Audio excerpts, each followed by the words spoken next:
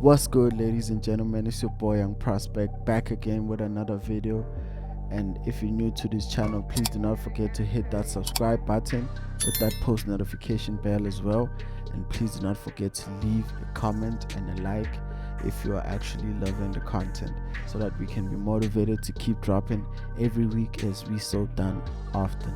So in today's lesson, we're going to be taking a look at why you should be backtesting and why you should be forecasting.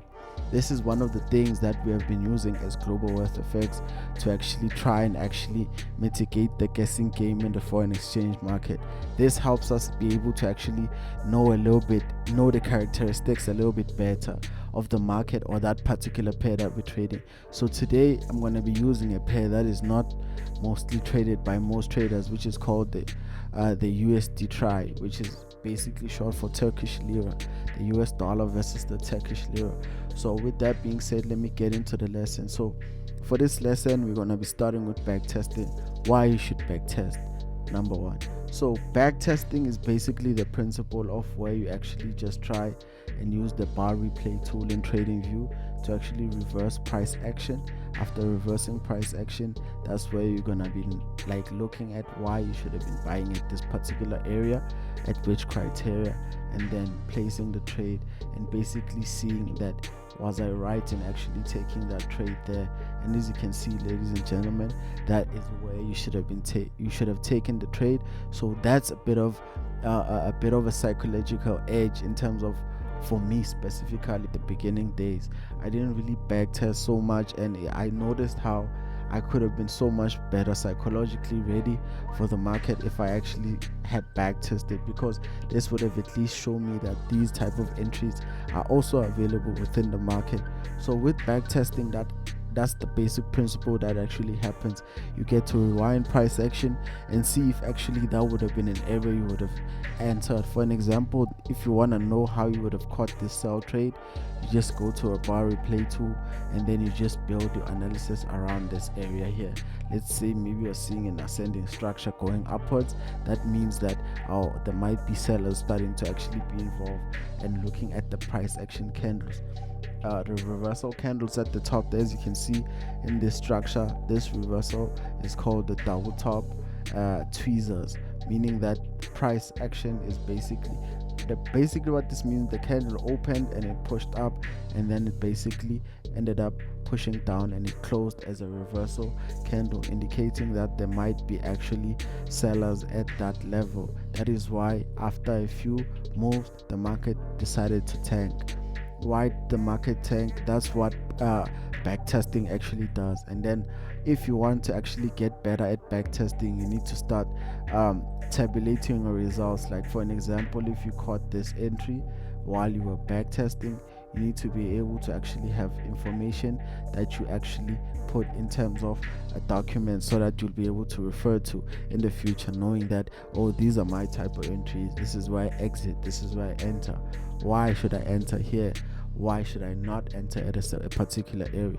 So that's basically what backtesting entails. And with this being said, after this you can just use the trading view feature, in which you can be able to actually save this. All you have to click is Alt S, and then it will bring this up where you can just save your image and just then keep that for reference next time you want to actually refer and like know where are your entries, which ones are the most successful.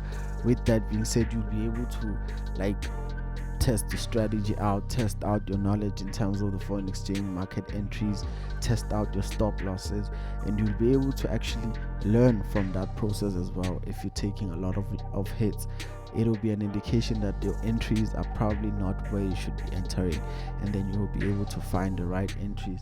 For an example, again, if you want to see how this would have been bought, so what you do is you build layers of evidence on. Let me give you an example how the market was pushing up, as you can see. So it kept on making what? Highs, which means that price is actually pushing up. Highs, as you can see, we're making highs. And what do you also see? You're also seeing lows being made, which are a higher low. So what does that mean? We're making these levels as well, meaning that price is pushing up.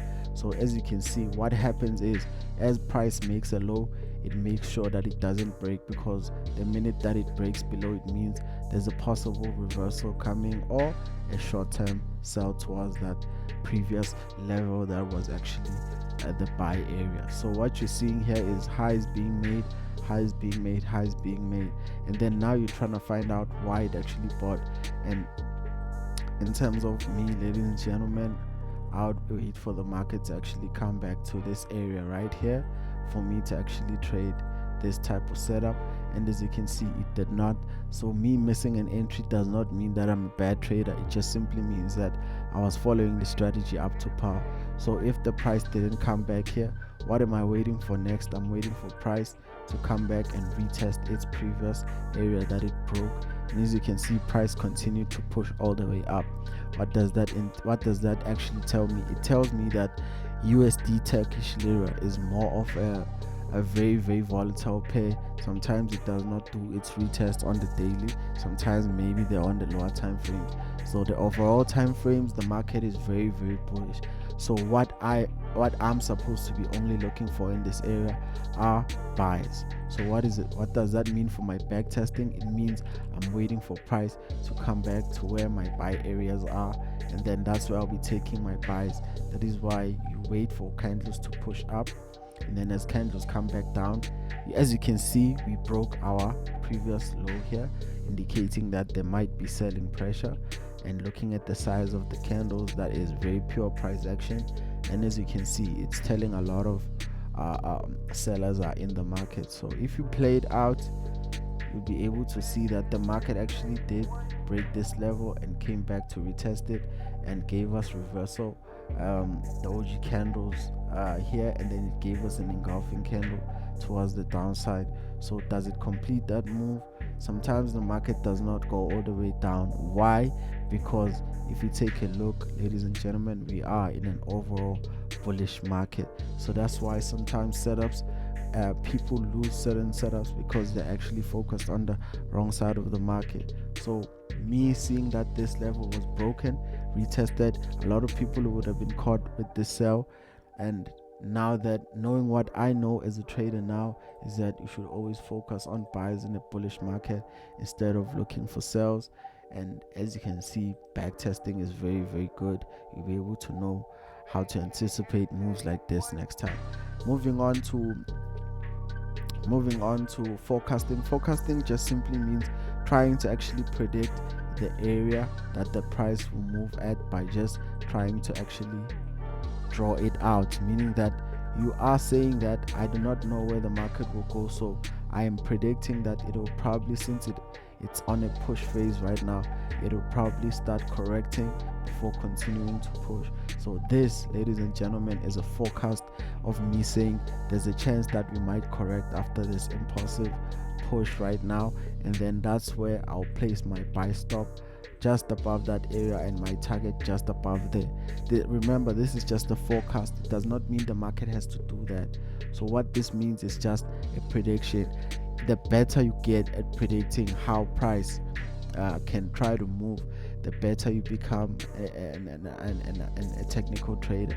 So with that being said, as you can see, the market dropped. Do we get an impulse up? Not yet. We continue pushing down, and as you can see, after the push, we start pushing upwards again. So what this means that next time I get a scenario like this, I need to take a look at the environment that I'm in. So as you can see, we're in a bullish market, and if you draw your trend line carefully, there was an area here where the market was supposed to come and test. So you get to actually tweak all these mistakes as you backtest, which is very, very crucial in the foreign exchange market. I've noticed that Forex is basically a game of improving where you lose. So what happens is, as you take these losses, keep yourself a journal or a diary so that you'll be able to note them down, so that next time these occurrences happen, you'll be able to actually know what to actually do. The same way as a grandmaster in chess knows which moves to not play and which moves to play, but that have a higher probability of playing out. It is not a matter of he's sure of what the opponent will do, but he's following his strategy to the very fullest by understanding it to the core. So that's what backtesting and forecasting does. So with that being said, in this area we are seeing that price is basically having a level here that is trying to get to, and let's say you're forecasting that it will form an ascending channel and then continue towards the downside. This is your forecast, ladies and gentlemen. It is not what the market should do. What you want is the market to try and follow within the forecast, and your confidence and your entries will improve because you will see what is wrong with the way you view the market. So as you play it out, you'll be able to see that, oh, the market actually started doing that, doing what you were actually predicting or you were forecasting. So let me just remove this bit of price, this bit of drawing. So if you now analyze current price, you can see that we are in a small bullish trend right now. And what does this bullish trend represent? It represents what we call an ascending channel, where price is pushing towards a previous resistance level where we had sellers last time, so there's a good chance that we might drop from this area. So I myself and the GLOBALWEALTHFX team are very cautious with these type of plays, because sometimes the market may act as if it's breaking and then continue breaking up. Why? Because price is in a bullish market, so be careful whether this is a reversal or not. Sometimes price just follows the overall trend and the market sentiment. Right now we're in a bullish trend. I would rather wait for price to actually break and then come to this level, and then or maybe come to this level here, and then I'll take my long-term buy. That's a swing trade. So I hope you actually enjoyed the video and you've learned something today, and I hope you take this and you share it with a lot of your friends.